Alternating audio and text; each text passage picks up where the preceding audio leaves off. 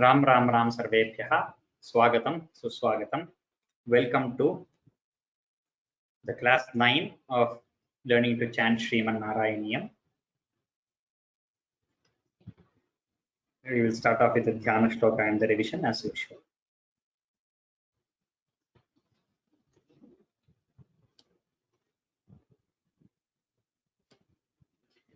Gururev gatir gurumev bhaje gurunaiva sahasmi namo gurave na guroh paramam shishurasmi guroho matirasti gurau mama pahi gurom. श्रीकान्तो मातुलो यस्य जननी सर्वमङ्गला जनकः शङ्करो देवः तं वन्दे कुञ्जराननम्. पीताम्बरं करविराजितशङ्खचक्रकौमोदकी सरसिजं करुणासमुद्रं राधासहायमतिसुन्दरमन्दहासं वातालयेशमनिशं हृदि भावयामि. We have become quite familiar with the first dashaka now and first half of second dashaka. So we will start our revision with the sixth shloka of the second dashaka. Ramya, you please start from sixth shloka of second dashaka.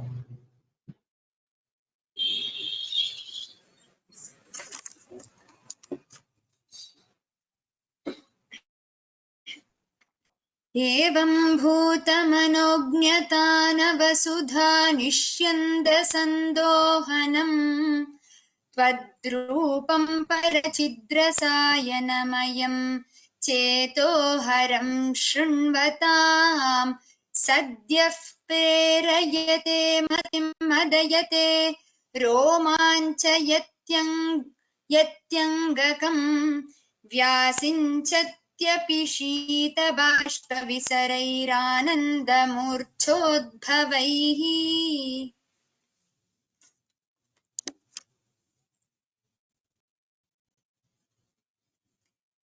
एवं भूततया हि भक्त्यभिहितो योगः स योगद्वयात् कर्मज्ञानमयाद् भृशोत्तमतरो योगीश्वरैर्गीयते. सौन्दर्यैकरसात्मके त्वयि खलु प्रेम प्रकर्षात्मिका भक्तिर्निश्चममेव विश्वपुरुषैर्लभ्या रमावल्लभा.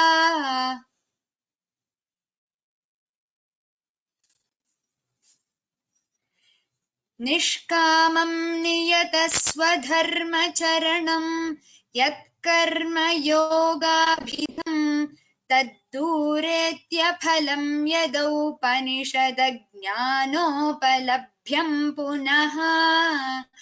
तत्त्वव्यक्ततया सुदुर्गमतरं चित्तस्य तस्माद्विभो त्वत्प्रेमात्मकभक्तिरेव सततं स्वादीयसी श्रेयसी.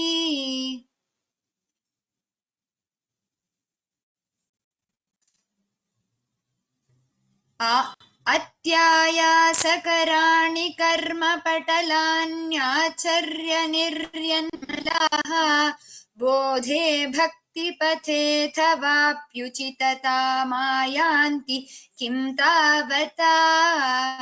दृष्ट्वा तर्कपथे परं तव वपुर्ब्रह्माख्यमन्ये पुनः चित्तार्द्रत्वमृते विचिन्त्य बहुभिः सिद्ध्यन्ति जन्मान्तरैः.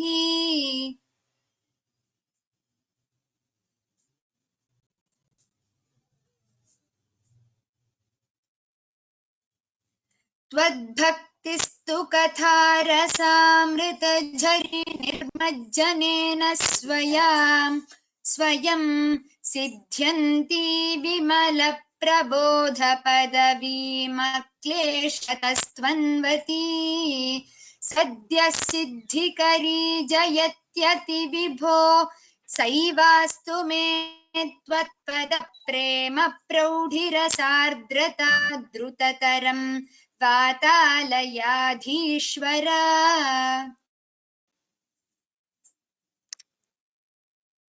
इति श्रीमन्नारायणीये भगवद्रूपवर्णनं नाम द्वितीयं दशकं समाप्तम्। नारायणाखिलगुरो भगवन्नमस्ते।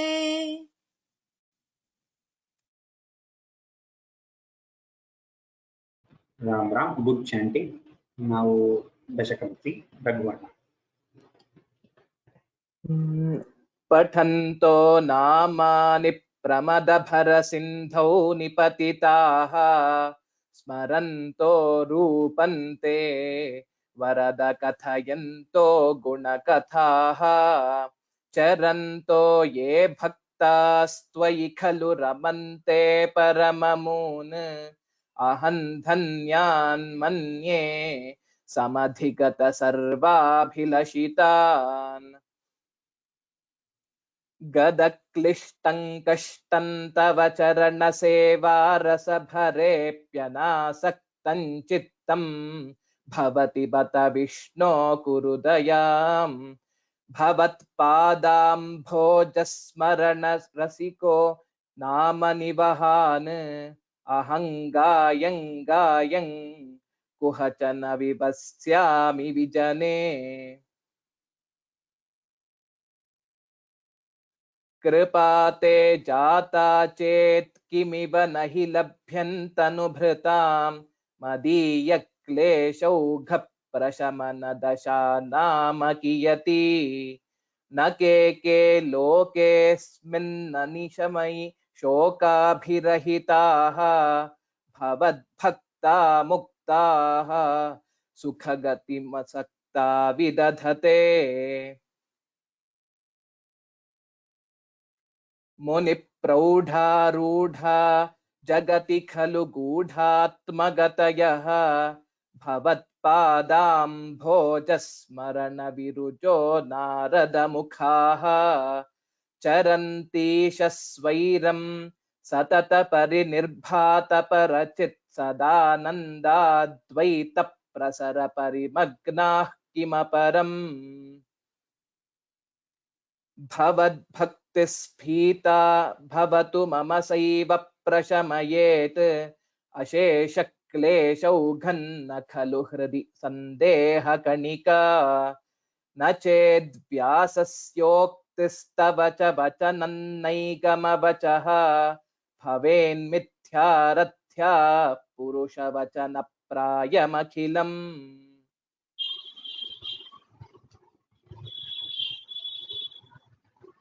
Purti.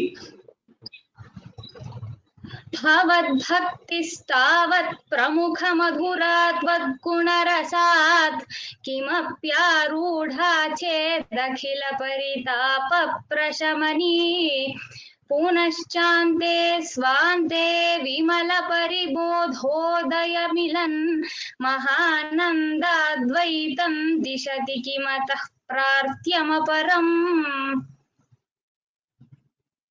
विधूय क्लेशान्मे कुरु चरणयुग्मं धृतरसं भवत्क्षेत्रप्राप्तौ करमपि च ते पूजनविधौ भवन्मूर्त्या लोके नयनमथ ते पादतुलसी परिघ्राणे घ्राणं श्रवणमपि ते चारुचरिते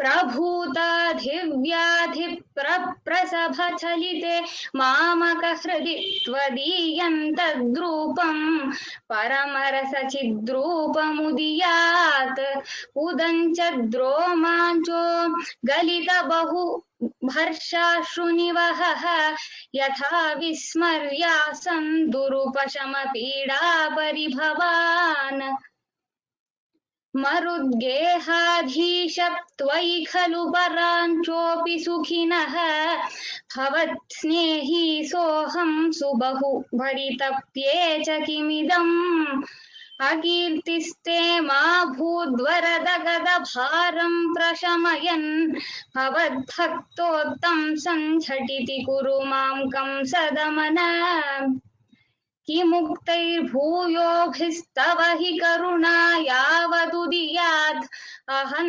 तावद्देव प्रहित विविधार्थ प्रलपितः पुरः क्लृप्ते पादे वरद तव नेष्यामि दिवसान् यथा शक्ति व्यक्तन्नति नुति निषेवा विरचयन्.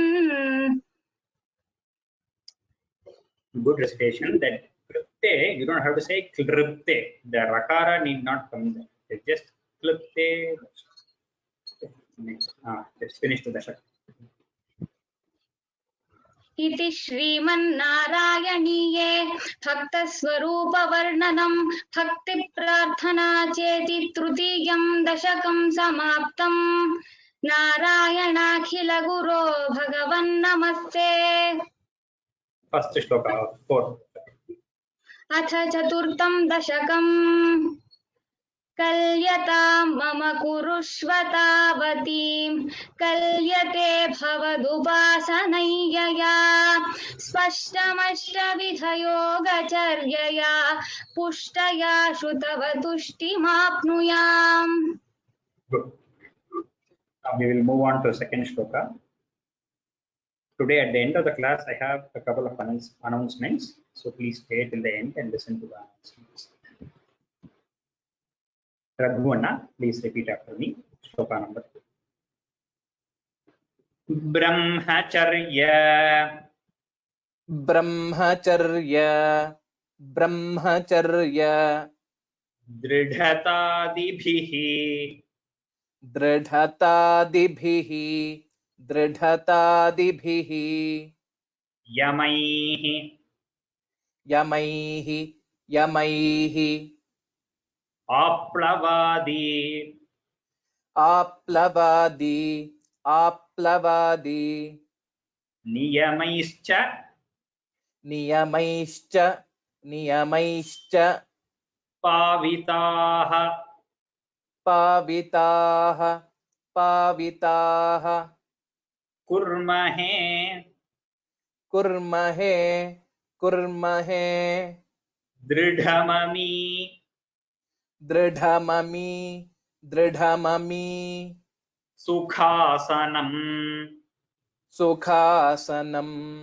सुखासनं पङ्कजाद्यम् पङ्कजाद्यं पङ्कजाद्यम् अपि वा अपि वा अपि वा भवत्पराः भवत्पराः भवत्पराः ब्रह्मचर्य ब्रह्मचर्य ब्रह्मचर्य दृढतादिभिः दृढतादिभिः दृढतादिभिः यमैः यमैः यमैः दृढतादिभिर्यमैः दृढतादिभिर्यमैः दृढतादिभिर्यमैः आप्लवादि आप्लवादि आप्लवादि नियमैश्च नियमैश्च नियमैश्च पाविताः पाविताः पाविताः कुर्महे दृढममि कुर्महे दृढममि कुर्महे दृढममि सुखासनम् सुखासनं सुखासनं पङ्कजाद्यमपि पङ्कजाद्यमपि पङ्कजाद्यमपि वा भवत्पराः वा भवत्पराः वा भवत्पराः ब्रह्मचर्यदृढतादिभिः ब्रह्मचर्यदृढतादिभिः ब्रह्मचर्यदृढतादिभिः यमैः यमैः यमैः ब्रह्मचर्यदृढतादिभिर्यमैः ब्रह्मचर्यदृढतादिभिर्यमैः ब्रह्मचर्य दृढतादिभिर्यमैः आप्लवादिनियमैश्च आप्लवादिनियमैश्च पाविताः पाविताः पाविताः आप्लवादिनियमैश्च पाविताः आप्लवादिनियमैश्च पाविताः आप्लवादिनियमैश्च पाविताः कुर्महे दृढममी कुर्महे दृढममी कुर्महे दृढममी सुखासनम् सुखासनम् सुखासनम् कुर्महे दृढममी सुखासनम् कुर्महे दृढममी सुखासनम् कुर्महे दृढममी सुखासनम् पङ्कजाद्यमपि वा पङ्कजाद्यमपि वा पङ्कजाद्यमपि वा भवत्पराः भवत्पराः भवत्पराः पङ्कजाद्यमपि वा भवत्पराः पङ्कजाद्यमपि वा भवत्पराः पङ्कजाद्यमपि वा भवत्पराः The whole shloka. ब्रह्मचर्य दृढतादिभिर्यमैः आप्लवादिनियमैश्च पाविताः कुर्महे दृढममी सुखासनम् पङ्कजाद्यमपि वा भवत्पराः Very good. Shloka number 3.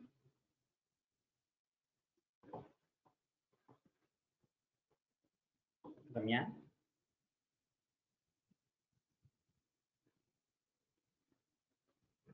Ramya, unmute yourself.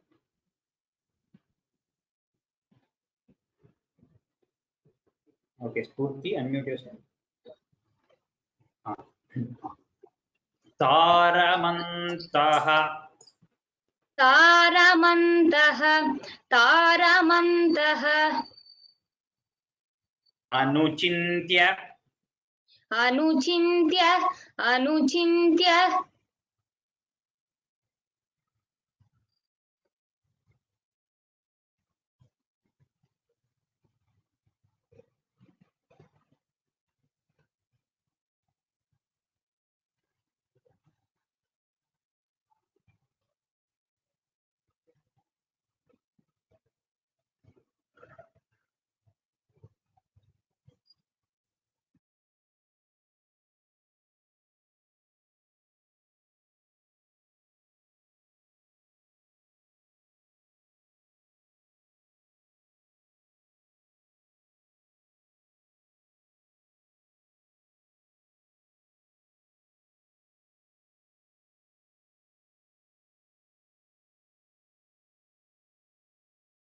Ram Ram, can you hear me? Ram Ram श्रूयते Okay, sorry, the connection just missed. We'll start the second shloka again, third shloka. Spurti, repeat after me. Taramantah तारमन्तः तारमन्तः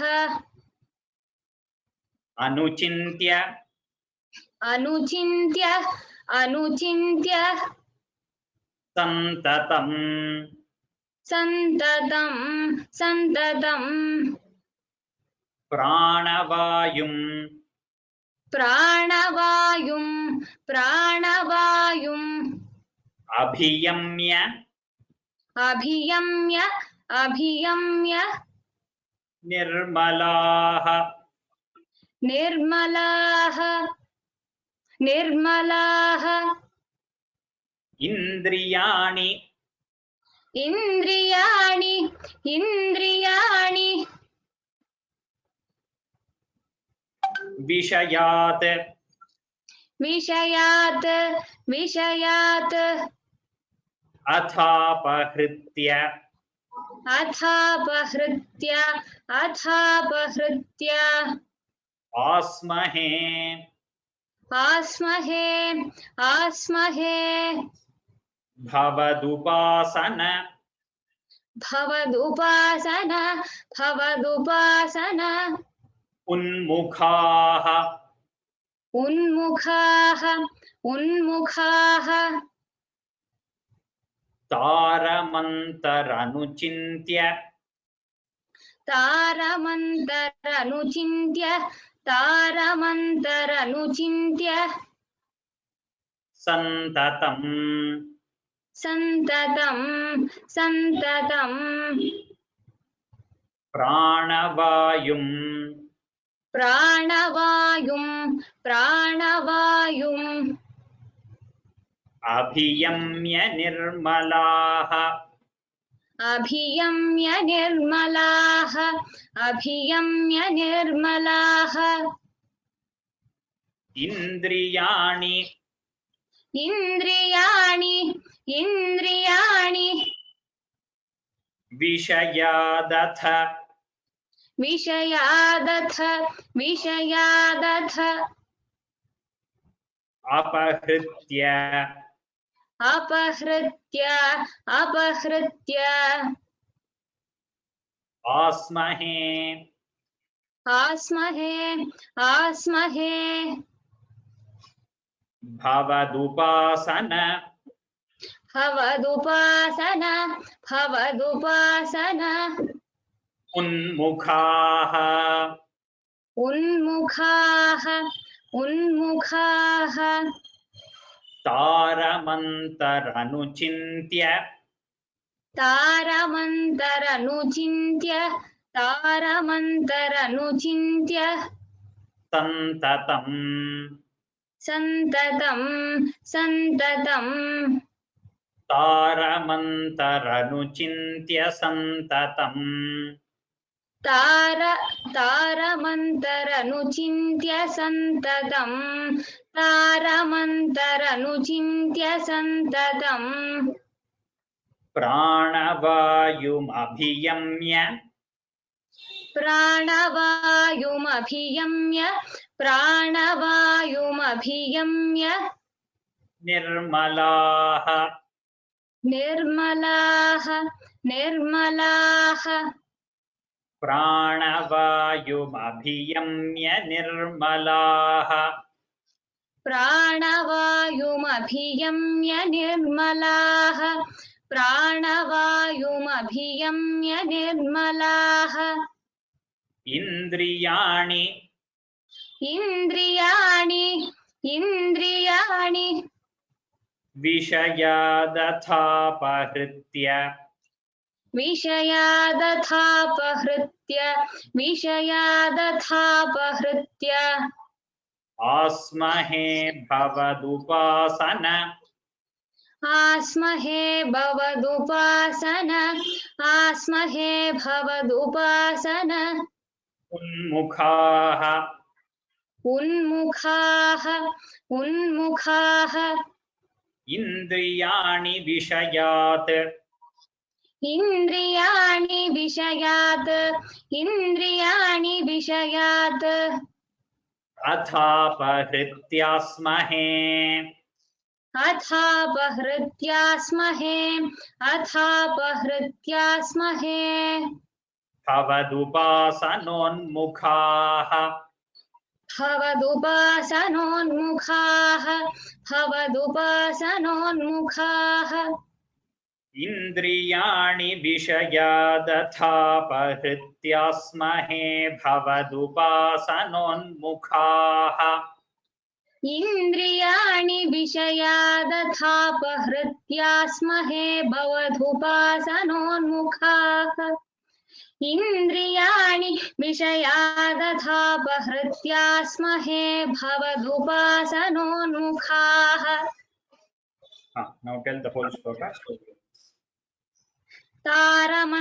तारमन्तरनुचिन्त्य सन्ततं प्राणवायुमभियम्य निर्मलाः इन्द्रियाणि विषयादथापहृत्या स्महे भवदुपासनोन्मुखाः. Very good. Here also we have not split at the third and fourth line because the Chandobandha Chandas will go wrong if we split there at Apahritya. The split is given in the bracket, but we tell the third and fourth line together. Shloka number 4. Ramya, repeat it. Asphute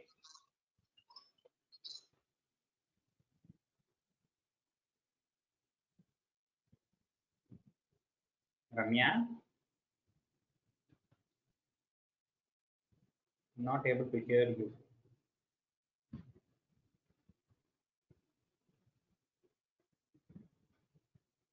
Okay, Raghurandananna. अस्फुटे अस्फुटे Vapushite वपुषिते वपुषिते Prayatnataha प्रयत्नतः प्रयत्नतः Dharayema धारयेम धारयेम Dhishanam धिषणां धिषणां Muhurmuhu मुहुर्मुहुः मुहुर्मुहुः Tena Bhaktirasam तेन भक्तिरसं तेन भक्तिरसं Antarardratam अन्तरार्द्रताम् अन्तरार्द्रताम् Udvahema उद्वहेम उद्वहेम Bhavadangri भवदङ्घ्रि भवदङ्घ्रि Chintakaha चिन्तकाः चिन्तकाः Asphute Vapushi अस्फुटे वपुषि अस्फुटे वपुषि Te Prayatnataha ते प्रयत्नतः ते प्रयत्नतः Dharayema धारयेम धारयेम Dhishanam Muhurmuhu धिषणां मुहुर्मुहुः धिषणां मुहुर्मुहुः Tena Bhaktirasam तेन भक्तिरसं तेन भक्तिरसं Antarardratam अन्तरार्द्रताम् अन्तरार्द्रताम् Udvahema उद्वहेम उद्वहेम Bhavadangri भवदङ्घ्रि भवदङ्घ्रि Chintakaha चिन्तकाः चिन्तकाः Just a small clarification here. I am splitting each line and teaching. So in most of the books, so the sandhis will be joined together. For example, in the first line, I should have put a visarga at the end. But in the books, it will be te prayatnato dharayema only. But I teach it as te prayatnataha because we give a pause after each line. So when you give a pause, that means you are splitting the sandhi and stopping there. So I will change this and post it while posting. Prayatnataha, we stop. Similarly, for the third and fourth line, if you have a book published in your hand, then you will see that it will go as Antarardrata Mudvahema, without ma being split and then u being, without writing them separately, it will be mu Ardrata Mudvahema. But since we are stopping at each pada and telling, so for clarity, I have written it this way. same kind of conclusions might come in many shlokas, like every shloka where there might be a possibility of joining between the two quarters of the shloka, two padas. So sandhi would have been, that's how they usually print it in the publications. But while learning and when we are going to recite, since we are going to recite each pada separately, I have split it each pada. So it might be slightly different at the ending and beginning of the line with respect to the books that you have. So the book is also not wrong, nor is this wrong. Since we are reciting it this way, so both are correct. And since we are reciting this way, we will hold to the script. I've just made it easier so that shown the splitting. Fourth sloka again. Asphute vapushi. अस्फुटे वपुषि अस्फुटे वपुषि Te prayatnataha. ते प्रयत्नतः ते प्रयत्नतः अस्फुटे वपुषि ते prayatnataha. अस्फुटे वपुषि ते प्रयत्नतः अस्फुटे वपुषि ते प्रयत्नतः धारये मधिषणाम्. धारये मधिषणां धारये मधिषणां मुहुर्मुहुः. मुहुर्मुहुः मुहुर्मुहुः धारये मधिषणाम् मुहुर्मुहुः. धारये मधिषणां मुहुर्मुहुः धारये मधिषणां मुहुर्मुहुः तेन भक्तिरसम्. तेन भक्तिरसं तेन भक्तिरसम् अन्तरार्द्रताम्. अन्तरार्द्रताम् अन्तरार्द्रताम् तेन भक्तिरसमन्तरार्द्रताम्.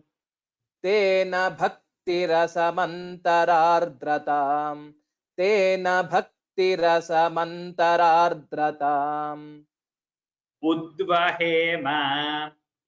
उद्वहेम उद्वहेम भवदङ्घ्रिचिन्तकाः. भवदङ्घ्रिचिन्तकाः भवदङ्घ्रिचिन्तकाः उद्वहेम भवदङ्घ्रिचिन्तकाः. उद्वहेम भवदङ्घ्रिचिन्तकाः उद्वहेम भवदङ्घ्रिचिन्तकाः The whole shloka. अस्फुटे वपुषि ते प्रयत्नतः धारये मधिषणां मुहुर्मुहुः तेन भक्तिरसमन्तरार्द्रताम् उद्वहेम भवदङ्घ्रिचिन्तकाः Very good. Shloka number 5. Spurti, repeat after me. Visphuta. विस्फुट विस्फुट अवयवभेद.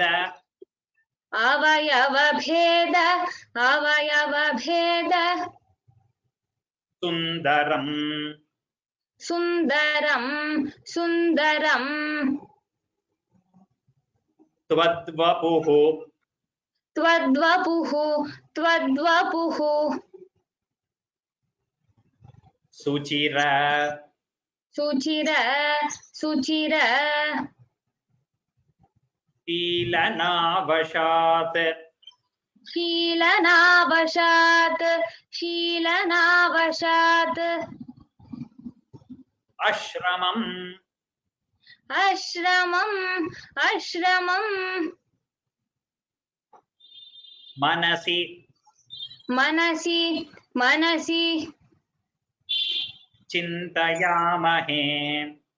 चिन्तयामहे चिन्तयामहे ध्यानयोग. ध्यानयोग ध्यानयोग निरताः. निरताः निरताः त्वदाश्रयाः. त्वदाश्रयाः त्वदाश्रयाः विस्फुटावयव विस्फुटावयव विस्फुटावयव भेदसुन्दरम् भेदसुन्दरं भेदसुन्दरं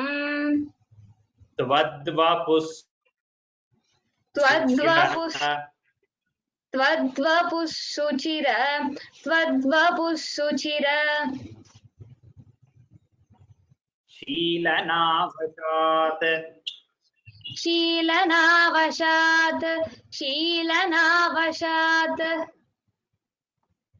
अश्रमं मनसि अश्रमं मनसि अश्रमं मनसि चिन्तयामहे चिन्तयामहे चिन्तयामहे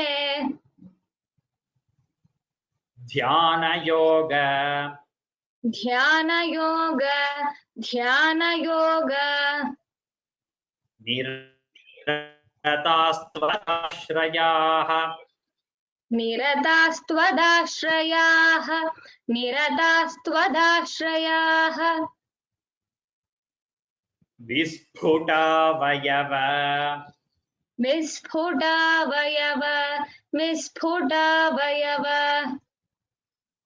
भेदसुन्दरम् भेदसुन्दरं भेदसुन्दरं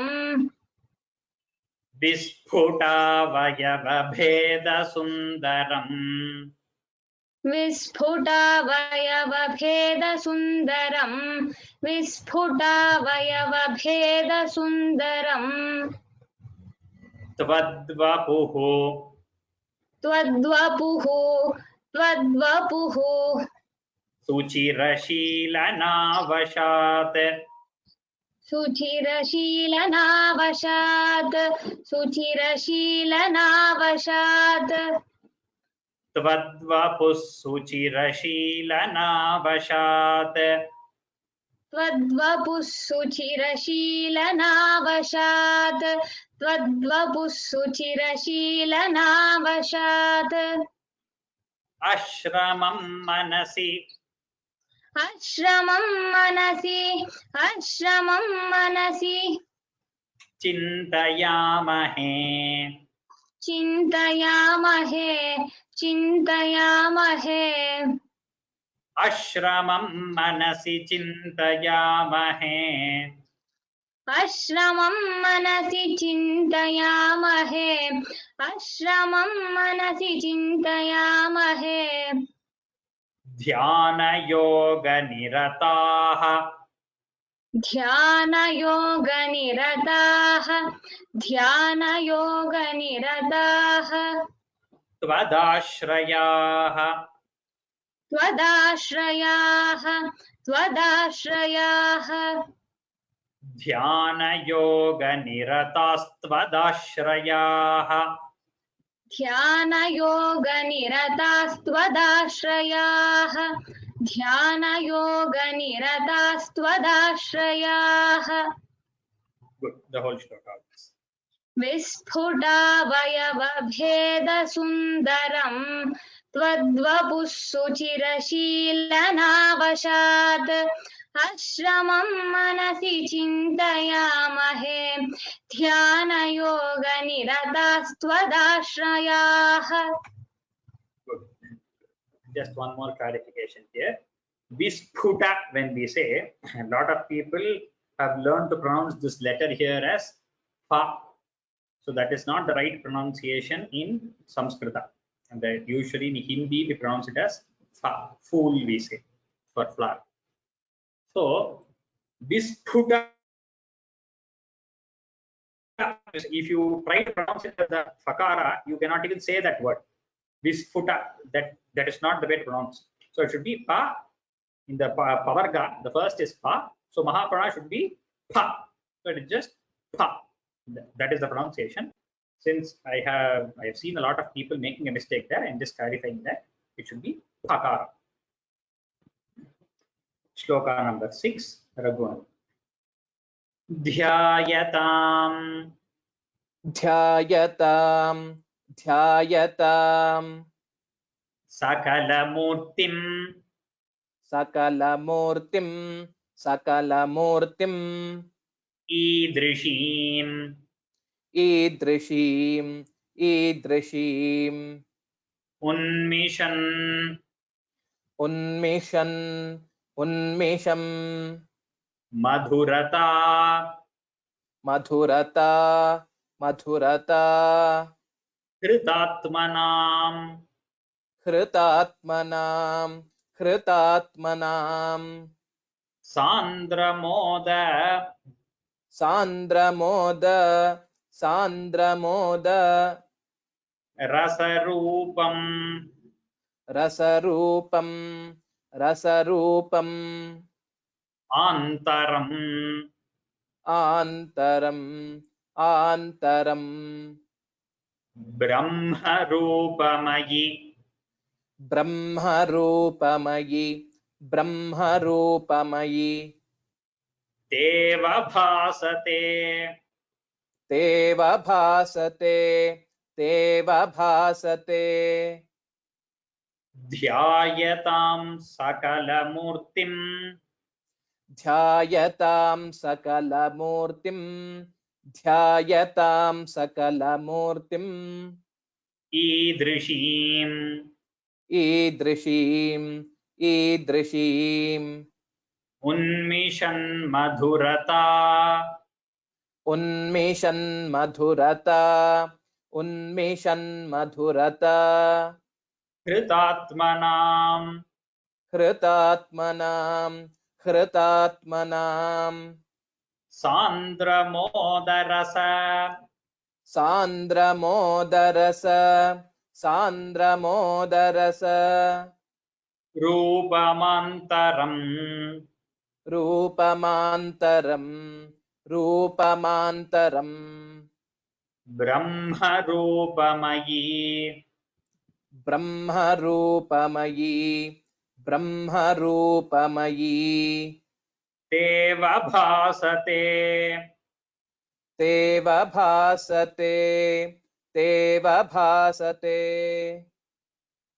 ध्यायतां सकलमूर्तिं ध्यायतां सकलमूर्तिं ध्यायतां सकलमूर्तिम् ईदृशीम् ईदृशीम् ईदृशीम् ध्यायतां सकलमूर्तिमीदृशीम् ध्यायतां सकलमूर्तिमीदृशीम् ध्यायतां सकलमूर्तिमीदृशीम् उन्मिषन्मधुरता उन्मिषन्मधुरता उन्मिषन्मधुरता हृतात्मनां हृतात्मनां हृतात्मनाम् उन्मिषन्मधुरता हृतात्मनाम् उन्मिषन्मधुरता हृतात्मनाम् उन्मिषन्मधुरता हृतात्मनाम् सान्द्रमोदरस सान्द्रमोदरस सान्द्रमोदरस रूपमान्तरम् रूपमान्तरम् रूपमान्तरम् सान्द्रमोदरस रूपमान्तरम् सान्द्रमोदरस रूपमान्तरम् सान्द्रमोदरस रूपमान्तरम् ब्रह्मरूपमयी ब्रह्मरूपमयी ब्रह्मरूपमयी देवभासते तेव भासते तेव भासते ब्रह्मरूपमयि तेव भासते ब्रह्मरूपमयि तेव भासते ब्रह्मरूपमयि तेव भासते The whole shloka once. ध्यायतां सकलमूर्तिमीदृशीम् उन्मेषन् मधुरता हृतात्मनां सान्द्रमोदरसरूपमान्तरम् ब्रह्मरूपमयितेव भासते. Very good. We go to the 7th shloka. Since this dashaka shlokas are shorter, so we are able to move a little faster. Spurti, repeat after me. Samasvadana. तत्समास्व तत्समास्व Tatsamasvadana. तत्समास्वदन तत्समास्वदन Rupinim. रूपिणीं रूपिणीं Sthitim. स्थितिं स्थितिं Tvatsamadhi. त्वत्समाधि Tvatsamadhim. त्वत्समाधिं त्वत्समाधिं Ayi Vishwanayaka. अयि विश्वनायक अयि विश्वनायक Ashritaah. आश्रिताः आश्रिताः Punaratah. पुनरतः पुनरतः Parichyutau. परिच्युतौ परिच्युतौ Arabhemahi. आरभेमहि आरभेमहि Chadharanadikam. च धारणादिकं च धारणादिकं Tatsamasvadana. तत्समास्वदन तत्समास्वदन Rupinim Sthitim. रूपिणीं स्थितिं रूपिणीं स्थितिं Tvatsamadhi. त्वत्समाधिमयि त्वत्समाधिमयि Vishwanayaka. विश्वनायक विश्वनायक Ashritaah Punaratah. आश्रिताः पुनरतः आश्रिताः पुनरतः Parichyutau. परिच्युतौ परिच्युतौ Arabhemahi cha. आरभेमहि च आरभेमहि च Dharanadikam. धारणादिकं धारणादिकं Tatsamasvadana.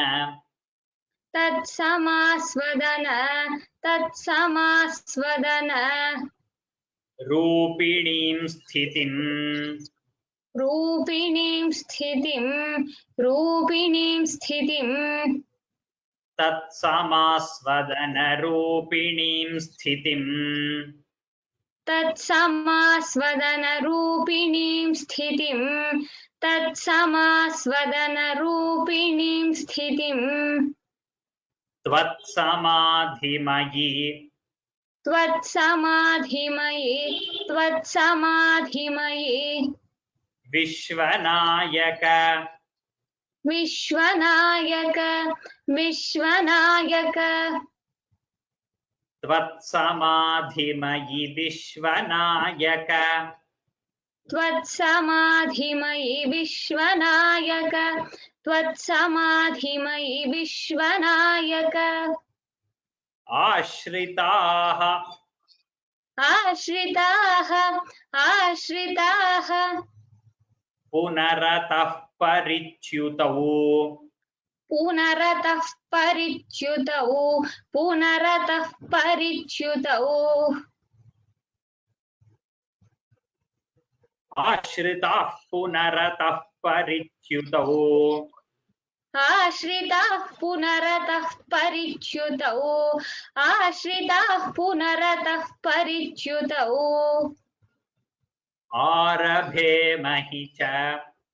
आरभेमहि च आरभेमहि च धारणादिकम् धारणादिकम्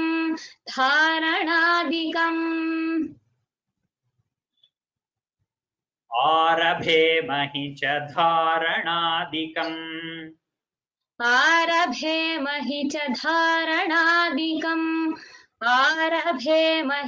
धारणादिकम् तत्समास्वदनरूपिणीं स्थितिं त्वत्समाधिमयि विश्वनायक आश्रिताः पुनरतः परिच्युतौ आरभेमहि च धारणादिकम्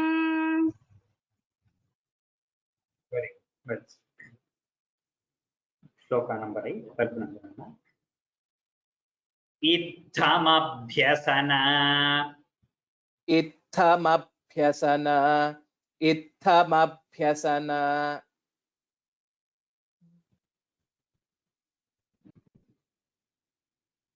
निर्भरोल्लसत्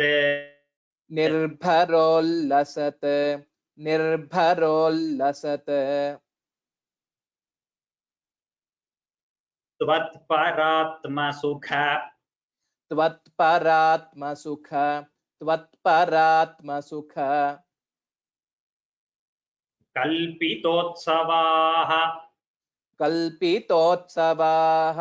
कल्पितोत्सवाः मुक्तभक्तकुल मुक्तभक्तकुल मौलिताङ्गताः मौलिताङ्गताः सञ्चरेम सञ्चरेम शुकनारद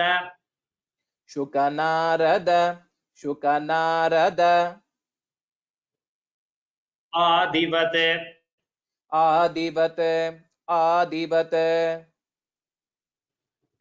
इत्थमभ्यसन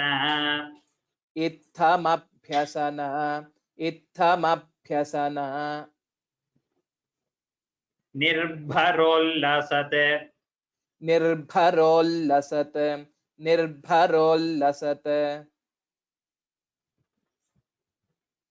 त्वत्परात्मा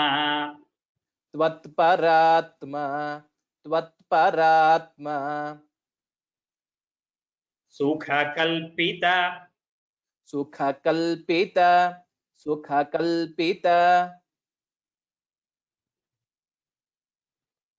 उत्सवाः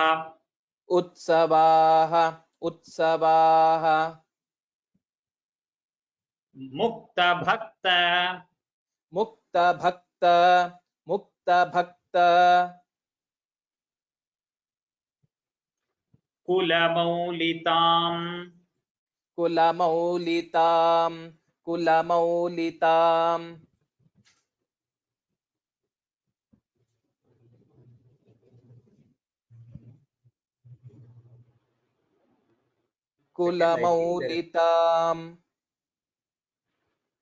There is an audio lag. Just a minute.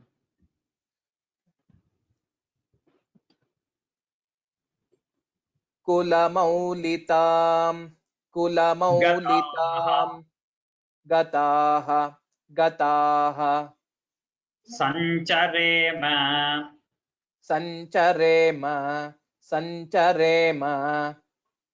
शुकनारदादिवत्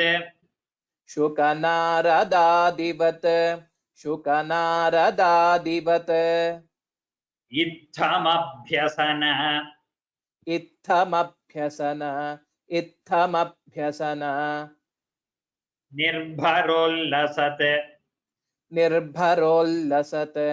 निर्भरोल्लसत् इत्थमभ्यसन निर्भरोल्लसत् इत्थमभ्यसन निर्भरोल्लसत् इत्थमभ्यसन निर्भरोल्लसत् त्वत्परात्मसुख त्वत्परात्मसुख त्वत्परात्मसुख कल्पितोत्सवाः कल्पितोत्सवाः कल्पितोत्सवाः त्वत्परात्मसुख कल्पितोत्सवाः त्वत्परात्मसुख कल्पितोत्सवाः त्वत्परात्मसुख कल्पितोत्सवाः मुक्तभक्तकुल मुक्तभक्तकुल मुक्तभक्तकुल मौलिताङ्गताः मौलिताङ्गताः मौलिताङ्गताः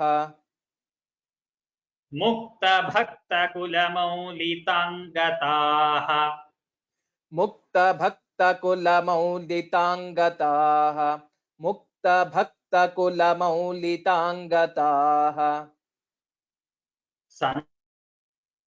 सञ्चरेम सञ्चरेम सञ्चरेम शुकनारदादिवत् शुकनारदादिवत् शुकनारदादिवत्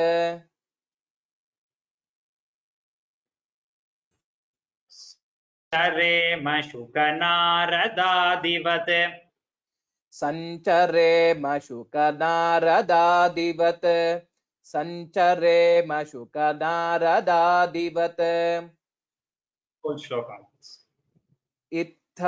इत्थमभ्यसन निर्भरोल्लसत् त्वत्परात्मसुखकल्पितोत्सवाः मुक्तभक्तकुलमौलिताङ्गताः सञ्चरेम शुकनारदादिवत्. Right. So we will just stop here for today. We have 7 more shlokas in this dashakam. This dashakam has 15 shlokas. So we have come only halfway. We will finish in the next class. What I will do is I just had a couple of announcements. I will do those announcements. So last time I announced about the tests. Don't get scared. The tests are not for everyone. That is, some of them later in the question sessions asked me, is the test compulsory? So this test is not compulsory. So since there's a chanting course, we just thought to encourage people to memorize and learn it properly. Tests will be conducted. So as is given on the course website, tests will be conducted and certificates also will be given. So it is not, so a lot of older people who are learning had told me that we cannot give tests. So it is not compulsory at all. So don't be scared. Only if you want to give the test, we will be taking the test. So it is only optional. It is completely optional, but it is good so that we have a goal that we want to memorize or we want to learn it in the most perfect manner possible. It is good to have that goal in mind and read the text, memorize the text or do parayanam of the text. So there are 2 kinds of tests. So the first kind is memorization test. So all those under the age of 30 years or at least 25 are encouraged to memorize whatever is being taught.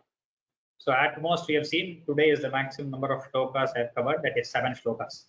So if you are able to memorize 1 shloka per day, it is easily possible. So in the last 50 days that this course has been going on, we have not completed 50 shlokas. That means it is the number of shlokas per day is less than 1. So you can surely memorize.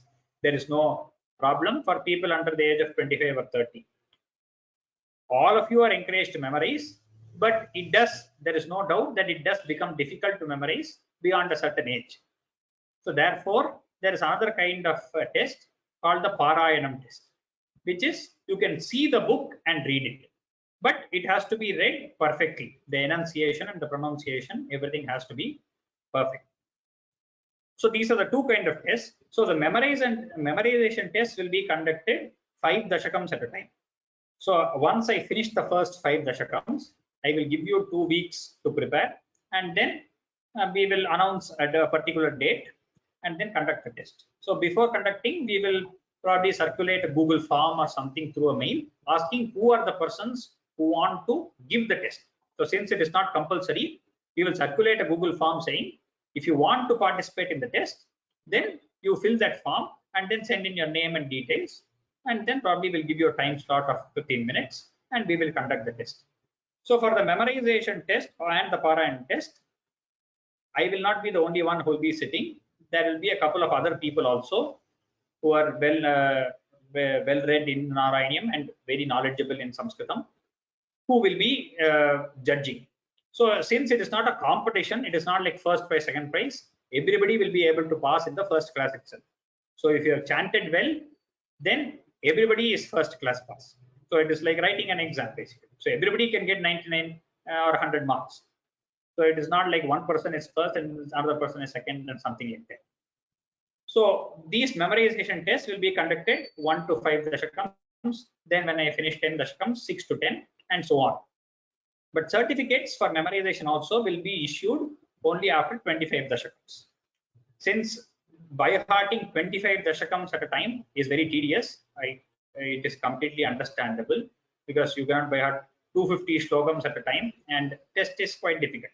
If there is a part by part test, then when you have completed 250, then at the same time you will be able to give a test for that also. So 5 we will be splitting it, so we will have about 20 tests by the time we finish the whole Narayaniam. You will get a certificate for every 25 dashakams. That is the current plan. For Parayanam, since you will be seeing the book and telling, Parayana means basically reading the text as it is from the book. So that also you have to read it with the correct enunciation, even seeing the book. So that will be conducted only at the end of the every 25 dashakams, 1 to 25, 26 to 50, and so on. Anybody who is capable can participate in either of them. So if you participated in memorization, then there is no meaning in giving the Parayanam test again. But I encourage all of you to memorize, but I understand the difficulties in memorization. So those who can't memorize can register for the Parayanam test, which will be conducted after 25 dashakams. So I hope this whole thing is clear. The second part is the discourses on the meanings. So I received a lot of mails and messages regarding that we want to learn the meaning of Narayaniam also.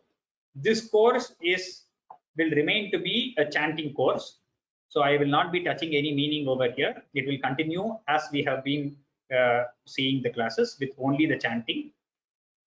But after every 5 dashakams, probably a week after that, a special session will be arranged, and probably it will be put as a different course itself, where I will give the brief meaning of the 5 dashakams that we have completed. For example, 1 to 5 dashakams over an hour or hour and a half, I will explain the meaning of those 5 dashakams. So that will be a separate session altogether. It will not be at this time. We will announce the time here, the mail, and I will give the details later.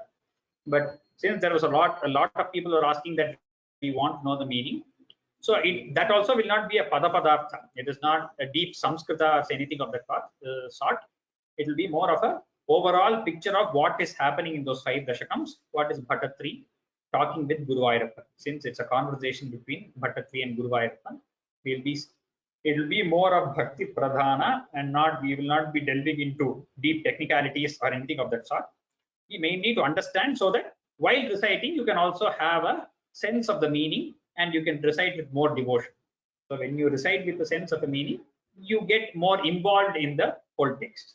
So only to give that idea, we will be having a small lecture kind of thing after every 5 dashakams. So that will probably be every 3 months or something of that sort. We will have one session of that.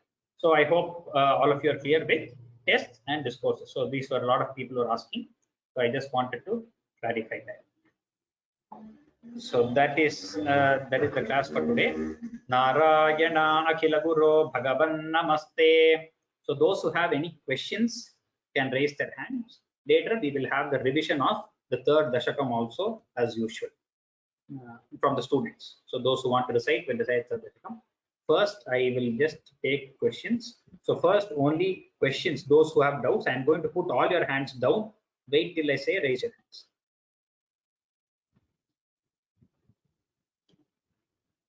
So all your hands are down. Now please raise your hand so that for asking questions only, not for recitations, only for questions. If you have raised for recitation, please you only put your hand down. I do not want to confuse them. Yeah. Only for questions. Vidya Lakshmi R. Ram Ram. Ram Ram. Vidya Lakshmi. You are self muted. Okay. Saraswati Swaminathan. Yeah, today only I joined. Yes. I can go to through YouTube. I can see that old versions and all, because still I joined only today. No problem. Yes. Yeah, Yes. All so the I want to previous know that are how to. so you can access them Okay. through that. Yeah. Okay, thank you. Thank you, Ji. Thank you very much. Soundarya.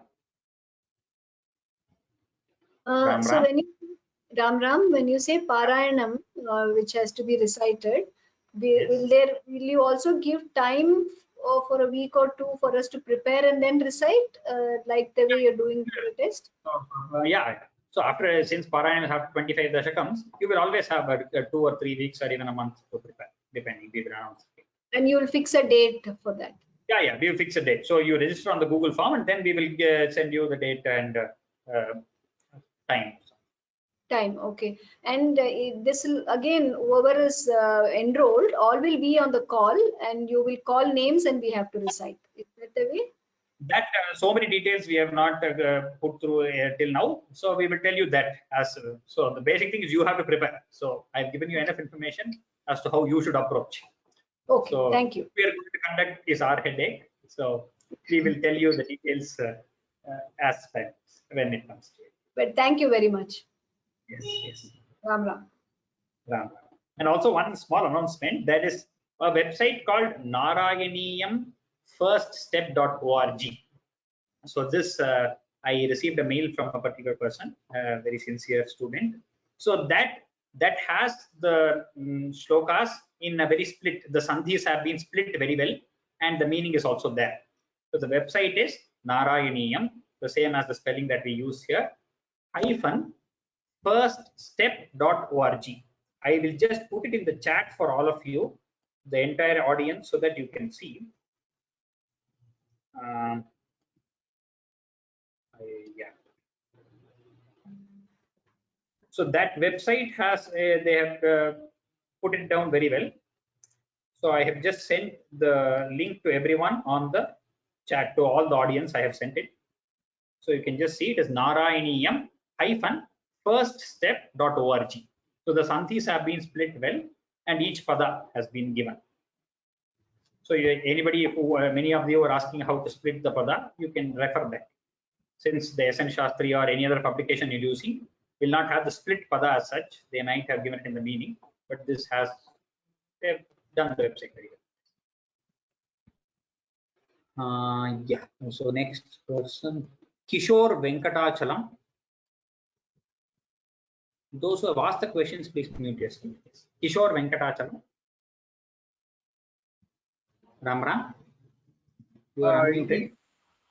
नमांसि अन्वयेन अर्थेन च पुस्तकं प्राप्स्यते वा? अन्वयेन इति चेत् SN Shastri महोदयस्य पुस्तकमेव अन्वयरीत्या एव अस्ति. So the SN Shastri book that I said I am referring to, the meaning that he has given below, in which he has given word by word meaning, is in the Anvaya order only, and then he gives the whole brief of the meaning. No, when I say Anvaya, it is not like that first step.org. I am looking for in a Sanskrit meaning, like putting a lot of individual words and then trying to give the those words. Not like a sloka artha. Sanskrit. Yeah, I am looking for words in Sanskrit. Satyam. Okay, there are many bhashyas on Narayaniyam. One is called Bala Manorama, Bala Modini. There are many bhashyas. So you can refer to Google. It is out of the scope to tell you the bhashyas, but there are 2-3 bhashyas that are available. You can surely Google. There is on archive.org. One of the bhashya is available in Sanskrit itself. Hindu pustakavat na prapsyate. पुस्तकवत् प्राप्यते वा इति अहं न जानामि मत्समीपे प्राचीनपुस्तकमस्ति a very old book I have but I don't know whether it is currently available anywhere. I am not very sure. I do not. धन्यवाद. Panchanadam Swaminathan, Ram Ram. Hear me? Can you hear me? Yes, I can hear you. Okay. Memorization, of course, now Yes. I'm almost 71 years of age. By constant reading, you automatically get it, right? I used to memorize Soundarya and all when I was young. So constantly to read. More of a practically, has anybody memorized the entire Narayaniyam by heart? Yeah. A lot of people have memorized Narayanam by heart. I have a friend who has memorized it, and I know many other people who have memorized Narayanam completely. No, I'm asking, can they bring in any words? It's like a active memory, as against somewhere it's sitting there. You just have to, bring it back. See the difference? So no, I didn't understand. What do you mean active memory in the sense? So if I ask you, give me the verse number 50, can you say it just like that, or? So more than that, probably that will require a different kind of memory. You have to keep count as to which verse it is also. But surely they will know the starting of each dashakam. So once you have memorized, you should remember the starting of each dashakam separately, at least that much.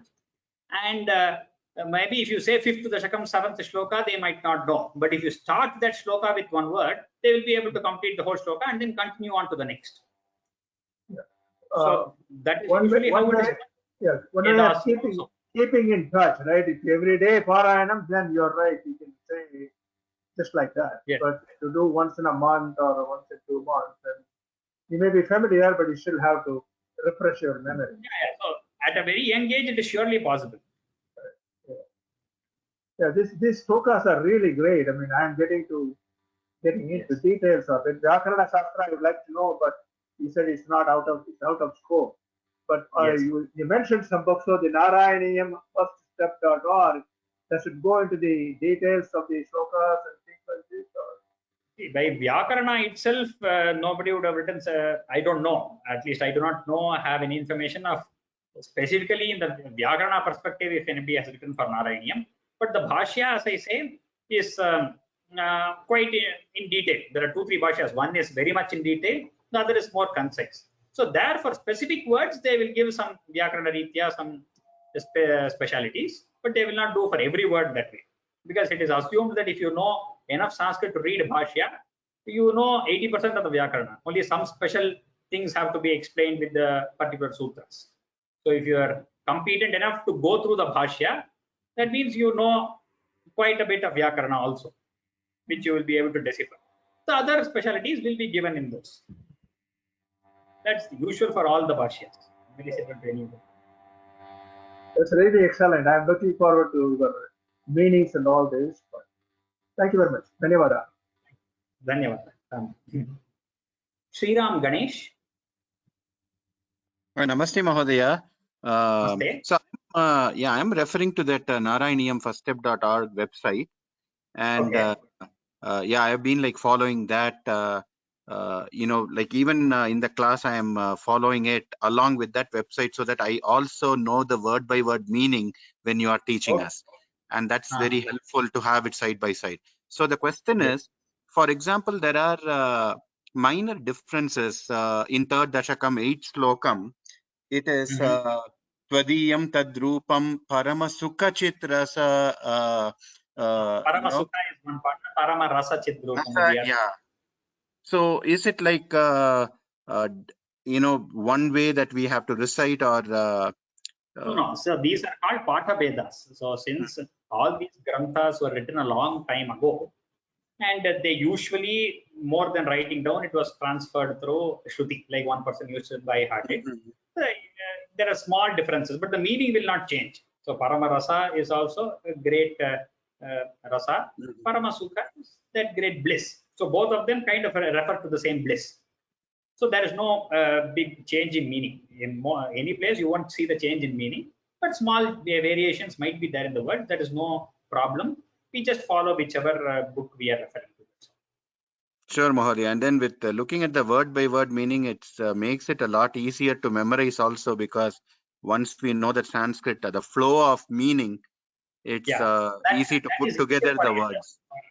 For people beyond 20-25, then it is easier when you know the meaning. For younger children, they cannot grasp the meaning so much. So for them, the rote memory is better. That is the difference. Dhanyawad, Mahodaya. I am in my 50s, so this is my this method is easier, looking at the meaning and trying to put together the Dhanyawad, Mahodaya. Dhanyawad. Lavanya Govind. Ram Ram, Lavanya Govind. Namaskaram. Namaskaram. No, regarding this memorization test, right? So yes, maybe like when will it start? Actually, maybe from 2 weeks from now, or even more. No, it will be after I complete the 5th dashakam. Since it is 5 dashakams at a time. So now we are in the 4th dashakam. We'll take another 3 weeks for us to complete the dashakams, and then 2 more weeks after that you will have time. Oh, okay. So I'm just giving you almost a 2-month notice for you to buy. Yes. So it is, since we have completed about 34 slokas now, you can start. You can be revising these 30. Okay. You can get better. And regarding this Parayanam, it is after completing 25 dashakams, is it? Kalyana Krishna. Hi, good morning to you. I'm always anxious to get up early in the morning. I don't want to miss your lectures, so I got up this morning at 4 o'clock just to make sure that I don't miss it. But the most important thing that I want to share with everybody is that as you look at the link, the book that you mentioned, maybe 15, 20, 30, 50 slokas, it's their meanings. Pretty soon, a lot of the words become roughly the same common words. So you will be able to decipher the meaning of these words as you go along. And it's really good. I mean, my own pronunciation, dictions all improved so dramatically, even though I'm not used to chanting in Sanskrit. It's been very long, decades, since I've been in touch with the language. So it's very good. I'm very anxious to listen to you, and it's just absolutely wonderful. It's as if we are right in the temple over there. Thank you. Thank you very much. Appreciate that very much. The more you immerse yourself, you feel the bliss around you. It helps a lot more. You are able to experience it very well. Yes. Yes. Thank you. Thank you. Geeta Pattabhiraman. Ram Ram. Namaskaram. Namaskaram. Today only I joined the course. I don't know Sanskrit at all. Anyways, no problem. YouTube, I'm just going through the whole thing. Hindi, I know. So with Devangiri script, I'm trying to. I bought a book long time back in Tamil. Every time I take the thing, because my sisters are all used to chant regularly, I wanted to learn. This has given me very good opportunity, and that too, your word by word teaching with the pronunciation correction. Really, it is a blessing for me. I had a visit. I could visit Guruvayur only once, but really it is a blessing. I got this course and recommended by my husband. He only told it is available. You wanted to learn, you just take this. Really, thank you so much. But how am I to finish that old portions fast? So that you can see the recordings. So even in the recordings, I have done the recordings for each dashakam. At the end, if you see in the comment, it is there. At which point I have recited the whole dashakam, like first dashakam completely, second dashakam completely, third dashakam completely. You can listen to that multiple times. To listen to the word by word, you can go to that particular part. All the recordings are available. If you want to listen to it fast, YouTube has the option to put it at 1.5x. So you can listen to it faster and many more times. So since this is a Thank you. weekly Thank you class, so much. it is not every day. We are not rushing through. So you can easily catch. Okay. Thank you very much. Thank you so much. Thank you. Shrikant Machavolu. I hope I pronounced the name right. Ram. Namaste, Guruji. I have a question. For memorization, it will be useful to have an MP3 of all the 5 dashakams. And when we listen to it multiple times, I think the memorization will be easier. Yes, so we are in the process of doing that. I understand. For now, it is there only in the YouTube recordings. You can go to that particular point. We are working towards doing the dashakam separately. Hopefully, it will happen as fast as possible, and I will be able to tell you the good news and post those also on YouTube and give them. This is also my first class. I really like the class today. Hopefully, I'll be able to learn. Thank you. Ram Ram. Ram. Shankara Narayanan Ramaswamy. Yeah, just a question on the pronunciation of the Visarga. Is it the same as ha or he, or is it different? Ha. So there is a difference between this question came up in the last class. I had half explained it. So the Visarga and this both are from the Kantha only, according to the sutras of Vyakarana. It says Akuha Visarjaniyanam Kantha. So the Hakara and Visarja, that is the Visarga, both are from the Kantha. For example, this shloka will come across. Let me take one shloka that we have. So let it, this one. Today's shloka. So we have Ashritaha. So we have a Visarga over here. And in the next line, we have Arabhemahi. So both come from the Kantha. But this is called a Visarga because at the end, you just let that be. Like you just let go of your breath. That's all it is all about. Ashritaha. And also the Visarga, the swara that follows it is the swara that preceded it. For example, ta is here and then you have a Visarga. So you say taha. There is an akara before. So you say a. Whereas for the hakara, it is just, you know, it is like H sound of English or whatever. So it is only if you have the matra there, like ikara matra, then you say he. If you say who, then you have who. But the Visarga, it follows the swara of whatever you have previously. Let me take if some other example is there. Twadvapuhu here. So the Visarga here, you wouldn't say Twadvapuhu. Who, you say as if there is a ukara to the Visarga. Right? So that is a slight subtle difference which you only get by, like you keep reciting, when you listen, you get to know the difference. So even technically they emanate from the same point in the throat, but that has a more of hakara that you can even use for the whole stomach, you can get the whole sound. But for the Visarga, let the breath go. Okay.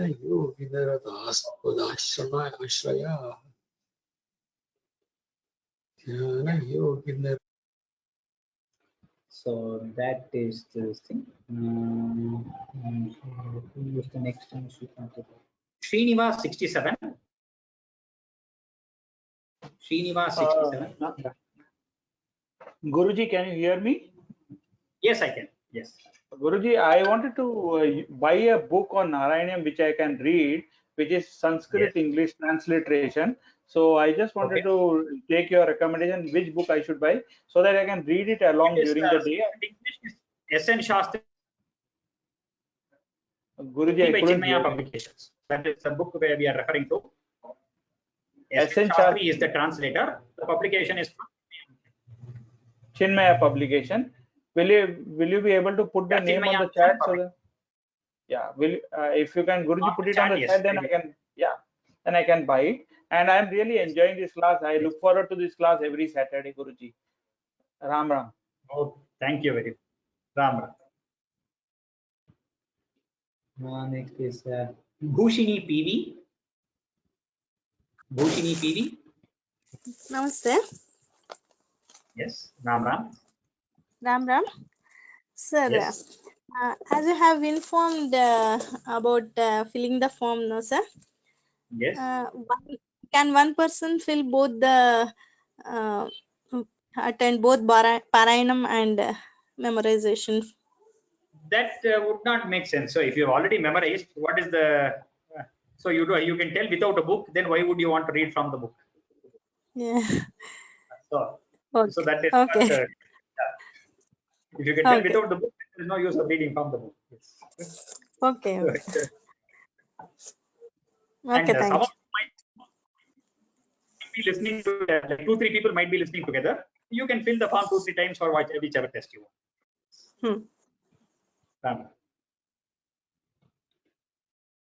Devika Rani. Ram Ram. Devika Rani. Namaskaram, Mahodaya. Namaskaram.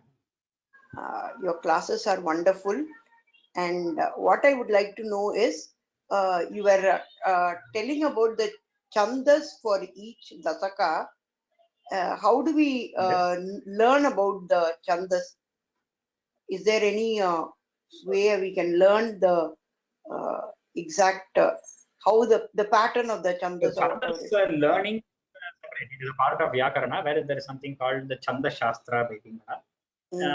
So in that way, there is a deep discussion of chandas. But here only because some people ask about what chandas each one is. There are like so many chandas, and learning about them it requires a separate this thing. So that is is there any material available? There are a few books like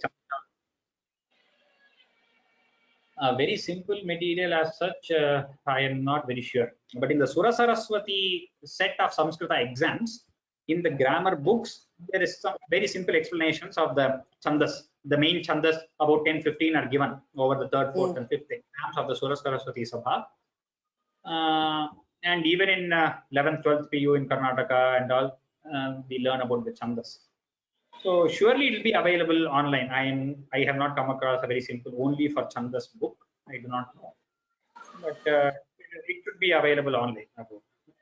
It is not very difficult also to understand the technicalities of the chandas, but yeah, requires some time. Thank you, sir. Thank you. Geeta Vinod. Is over. I'm sorry, I don't know whether I asked. Ram Ram. Namo Namah. Ram Ram Mahodaya. Ram. Now, I just had one doubt. In the 4th Dashaka, Yes. till these 3, we have learnt it in the same format. Kalyatam Mama Kurushva, there is a slight difference from the way we chant. So when we do the final chanting, now I have to unlearn that tune. Okay, the tune, you do not worry. So the tune, each one might differ since multiple tunes can be applied to the same sloka. Each one might say in a different tune. So you don't have to learn any tune. Only concentrate on the pronunciation. You can have both tunes. Don't unlearn the tune. Learn a new tune. Okay. So for the test, I am supposed to follow this tune, the new one that will not be considered for the test. You can say in any tune. Only pronunciation, memory, and special, all these will be considered. Like just Kalyata Mama Kurushvatavatim. This is the way I've learned it. So is it okay? No, totally fine. As far as your pronunciation is correct, Alpa Prana, Mahaprana, Samyuktakshara. Okay. Thank you, Mahodaya. Thank you. Brinda Narayan. Narayana. Namaste, sir. Namaste, sir. I just wanted to say somebody was asking about the chandas. Yes. There is a chandas class in Vyoma Labs itself. Soumya Bahini has a class in that, so they can refer that. Yeah, wonderful. I thought so, but I didn't remember exactly. You're right. So yeah. So whoever asked about chandas, so here Brinda Narayan Nani is telling. Soumya Bhagini has taken a class. So Soumya Krishnapur will be the name of the teacher. She is the one who is handling a lot of Vyakarana courses on the Vyoma Lab and the chandas. She's a wonderful teacher. You can refer to that course. Thank you. Jyotsna Ramu. Oh, I think Jyotsna Ramu. Jyotsna Ram Ramu. Ram Ram. Ram Ram. I wanted to know how to pronounce when first letter of the word starts with the letter Va. For example, in Dashakam 2, 10th shloka, Dhrutataram Vatalayadishvara. So Okay. how to pronounce it together? Oh, okay. So with when there is an anuswara before Va, Yes. you're asking. Right? Yes. So that Dhrutataram Vatalayadishvara, you said correct. So you can say Dhrutataram Vata. Vata. You get that? Dhrutataram Vata. That nasal sound. For example, when you're saying, like when you're playing with kids or something, you make that nasal sound. So the same nasal sound should come along with the vakara, with the stress on vakara. Dhrutataram Vatalayadishvara. Thank you. Ram Ram Ram. Parvati Nataraj.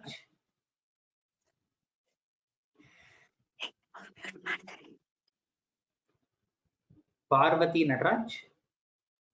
Ram Ram. Hari Om Mahodaya. And first of all, thank you so much. You are teaching so nicely, so we can follow it nicely. So my question is also like Geeta Bhagini's question only, because we both were there in Muscat and we learned this thing. Okay. So my tune is little different in all the this thing. So for Parayanam of 25 Dashakas, will it be okay if we chant whatever way we learned? Is it okay? Tune is fine. No problem. Any tune. Okay. And about Sandhis also, like so not Sandhi, Visarga is there, no? Like for example, in Dashaka 3, Patanto namani pramada bharasindho nipatitaha smaranto rupante rupan vardelya. So is it okay? Yes, that is also fine. As I said, we will accept both Rupam Te or Rupante. Okay. Both are. Okay, and also thank you so much. Today you told that site now new Narayaniyam first step .org. So that actually we wanted that book. So thank you so much for referring that thing. Thank you. Thank you. I am actually Shivra's mother. Okay. Oh, wonderful. Thank you. Thank you. Thank you. Bye. Ramesh Jayaraman. Ram Ram. Ram Ram. Guruji, I was just saying, you mentioned in the Parayanam after 25 Dashakams to chant the slokas. So now for chanting that, we can see all these slides which are present in the course page, or we have to keep a separate book. Book or as you see in the course page, I have uploaded the documents. That is the sheet with all the shlokas together, not the slides, but separately. There's a word PDF document which has all the shlokas together. So you can download that, see that, and chant. Oh. So instead of seeing the slide, every slide you in the slides you have also the differentiation of where there is a pause coming, so all those things. So we can but I am sure by the time 25 you will be you would have learned so we can, sir, I will be doing a test on the computer only. So I was just thinking we can see as a slide and go on chanting. So you can download all the slides, keep it, you can see the slide and chant also, no issues with that. But by the time you finish 25 Dashakas, I am sure you will be competent enough to know where to stop, where not to stop, and where to give the pause. You will already know it internally, intuitionally. So that should not be a problem. And thank you very much for this reference you have given for Narayaniyam. And in fact, that's what we are all waiting for. It will be very helpful. Thank you. Ram. Last question of the day. Aarti Bani. Namaste. Ram Ram, Aarti. Namaskaram. Namaskaram. Just I thought I'll share information when people were asking about the explanation for each slokam. There is a group of people from USA, and God, divinity or something, where every week they teach each dasakam. So I'm part of that group. So every week, for India, it is on Saturday morning, 6 o'clock. So they read out the slogans and tell the meaning for each slok. So every week they go, they complete one dasakam. So maybe everybody can Google for God divinity. Yeah, So I had this also. One of you had regarding that. Yeah. So yeah, you can. Yeah, we can probably you can send me a message, post on this thing on the chat next week, as to probably some WhatsApp number or something which they have to contact. Yeah. Sure, I'll drop a mail so anybody know the meaning they can go. But anyway, we have 57th dashakam or something. But at least the remaining portion everybody can learn, and maybe complete 100 dashakam. Maybe I think they'll start again with from the first dashakam. Yeah, that's so a cycle. Maybe everybody can yeah, close to use this. Thank you. Thank you. Ram Ram. So we have had the longest class today. Thank you. We will revise the third dashakam in the next class itself, because we will not be anyway finishing the fourth dashakam. Narayana Akhila Guru Bhagavan Namaste. Ram Ram Ram Sarvebhyah.